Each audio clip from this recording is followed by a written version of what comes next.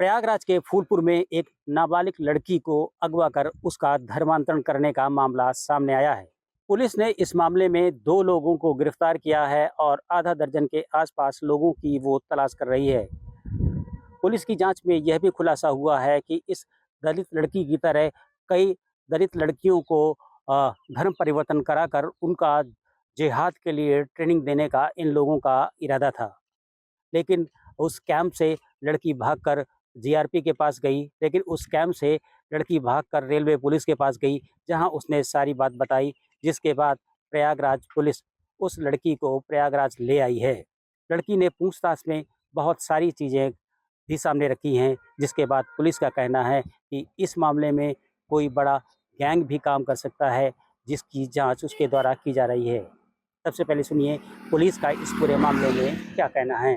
दिनांक 28 जून को थाना फूलपुर पर ग्राम लिलहट निवासिनी श्रीमती गुड्डी देवी द्वारा एक तहरीर दी गई, जिसमें उनके द्वारा सूचना दी गई कि दिनांक 8 मई को उसी गांव की रहने वाली दरकशा बानो पुत्री मोहम्मद इस्माइल, जिसकी उम्र 19 वर्ष है, के द्वारा बहला फुसलाकर व पैसों का प्रलोभन देकर उसकी 15 वर्षीय नाबालिग लड़की को धर्म परिवर्तन कराने के उद्देश्य से केरल लेके चली गई तथा जब उसने पुलिस को सूचना दी तो एक अज्ञात नंबर से उनको गाली गलौज व जान से मारने की धमकी दी गई। इस सूचना पर सहायक पुलिस आयुक्त फूलपुर द्वारा पीड़िता से वार्ता की गई तथा घटनास्थल और घटनाक्रम के संबंध में निरीक्षण किया गया और पीड़िता के आवास पर सुरक्षा हेतु फोर्स लगाई गई है।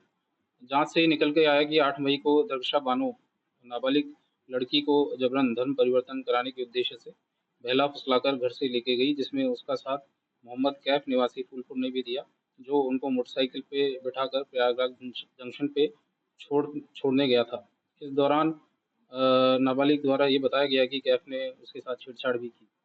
प्रयागराज जंक्शन से दरकशा लड़की को अपने साथ दिल्ली लेके गई, फिर दिल्ली से केरल में त्रिशूर पे जाके ये लोग उतरे, जहाँ पर पीड़िता द्वारा यह आरोप लगाया गया है कि केरल में आरोपी दरकशा बानो द्वारा उसको वहीं कुछ संदिग्ध लोगों से मिलवाया गया, जिन्होंने उसे पहले पैसों का प्रलोभन दिया और फिर जबरन धर्म परिवर्तन करवाया और वहां रुककर जिहाद के लिए सिखलाई का दबाव बनाया।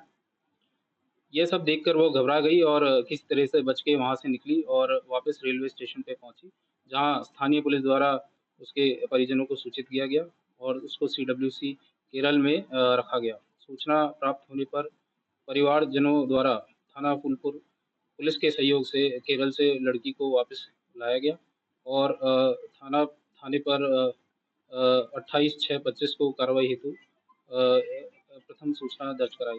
इसमें थाना फूलपुर पर ससंगत धाराओं में अभियोग पंजीकृत किया गया है, जिसमें तरकश बानो, मोहम्मद ताज निवासी जोगिया शेखुपुर थाना फूलपुर, कैफ निवासी थाना फूलपुर को नामित किया है।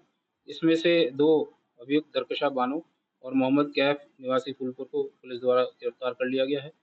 प्रथम दृष्टया यह प्रतीत होता है जैसे आरोपी दरकशा बानो एक गिरोह से संबंधित है, जो कि गरीब एवं दलित लड़कियों को बहला फुसलाकर उनका ब्रेन वॉश कर धर्म परिवर्तन करा आतंकवादी गतिविधियों में लिप्त करने का कार्य करते हैं, जिसके संबंध में गहनता से जांच की जा रही है और उपरोक्त आरोपों के संबंध में सभी पहलुओं पर जांच करने हेतु 3 टीमों का गठन किया है, जो कि केरल और जो संबंधित स्थान है उन पे जाकर इसकी गहनता से छानबीन करेगी।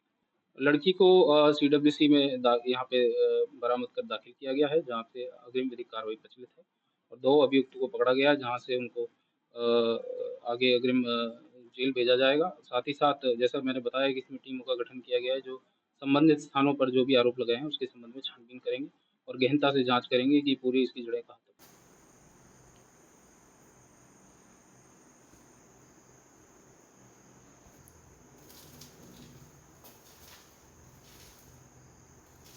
हमारी लड़की 8 मई को दावत खाने गई थी कोटेदार की बिटिया के साथ शादी में और वहीं से गायब हो गई 10 बजे रात।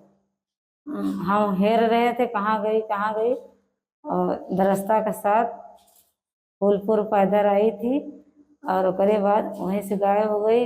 यहाँ से इलाहाबाद एक लड़का ने पहुँचाया इलाहाबाद तक, उसके बाद इन्हें टिकट कटाया दरस्ता ने, उसके बाद ले गई दिल्ली पहुँच गई, दिल्ली से केरला गई।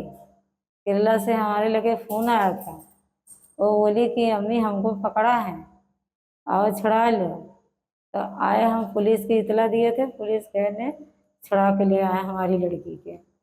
पुलिस हमारे लड़की के बरामद लेके आई थी। पुलिस का कहना है कि इस बात से इनकार नहीं किया सकता है कि जिन लोगों का यह गैंग है वो भोले भाले और गरीब लोगों को पैसे का लालच देकर पहले उनका धर्म परिवर्तन कराते हैं और उसके बाद फिर उनका ब्रेन वॉश कर उन्हें जिहाद की ट्रेनिंग देते हैं। ऐसे ही इस मामले दिनेश सिंह, TV9 यूपी, प्रयागराज।